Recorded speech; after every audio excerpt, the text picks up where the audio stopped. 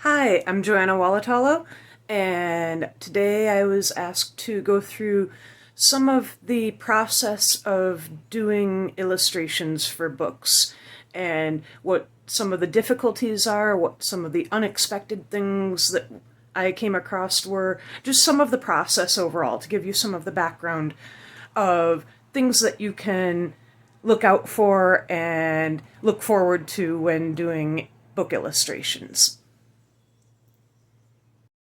So I use sketch notebooks. I have a lot of them, and I don't necessarily endorse any particular brand of sketch notebook. Whatever you have available to you should work. Whatever you're comfortable with, those are personal choices. I've used many different sketch notebooks over the years. Right now I'm on number 67, I believe. And some brands have come and gone over the years, so I get whatever's locally available for me. And one thing to consider when doing illustrations is the orientation and the size or the proportions for how the page size layout is in the book compared to how you're drawing it. So this one you can see is oriented horizontally instead of vertically.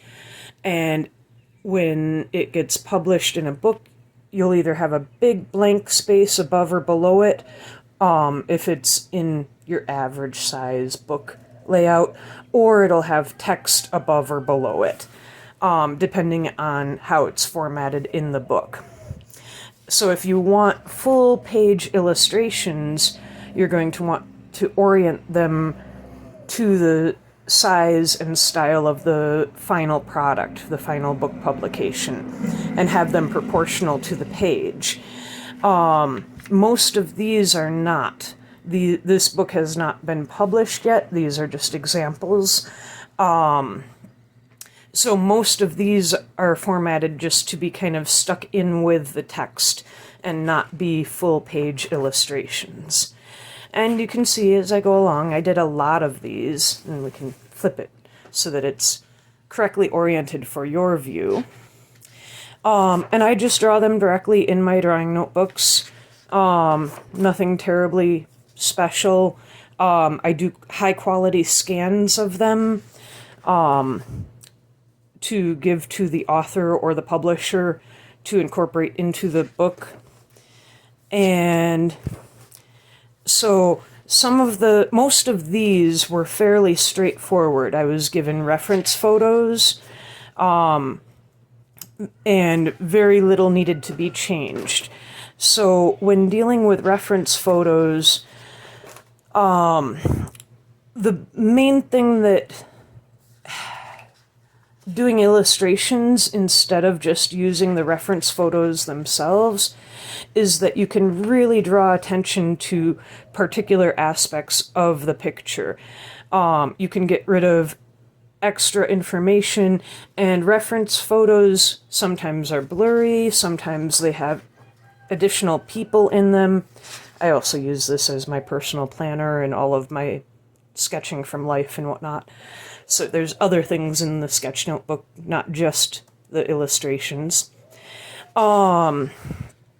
But you can really bring out some of the detail, and then you can do things like fading out that are not necessarily already there in the reference photo. You can make better highlights, and you can make better darkness to increase the contrast in your artwork versus the reference photo.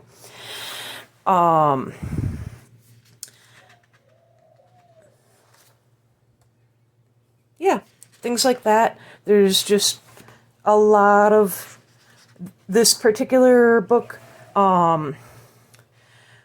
was done for partial royalties, as opposed to a one-time payment for the artwork. So it was very flexible. I got to work directly with the author, and she required very few revisions of my work. which is always nice. It's always nice when you work with someone that loves everything that you do and has very little that they want revised. And I will skip back because you kind of get the gist of the pictures.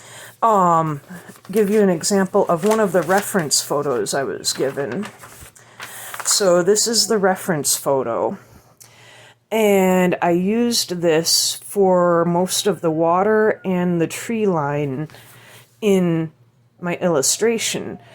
And in the story, what happened was that they were kind of caught off guard by alligator coming up to them in the canoe, and they didn't get a good photograph of the alligator because they were actually in the canoe and trying to get away at the moment.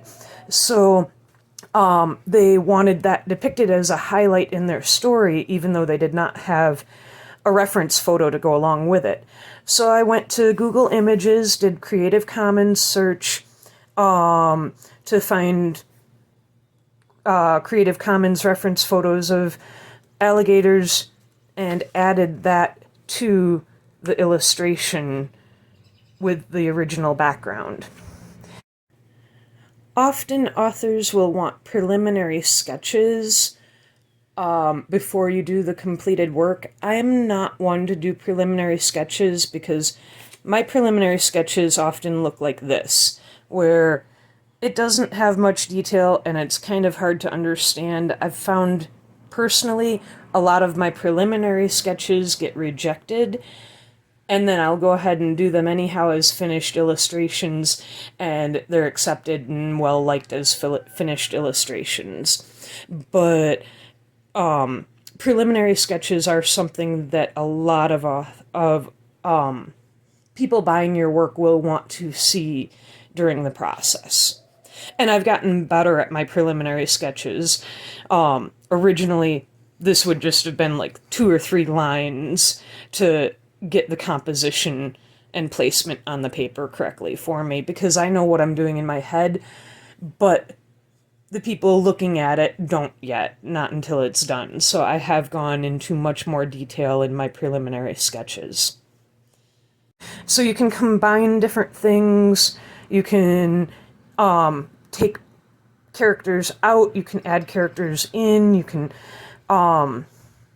do a lot even when you have clear reference photos. You can enhance them and you can change them to enhance the storyline.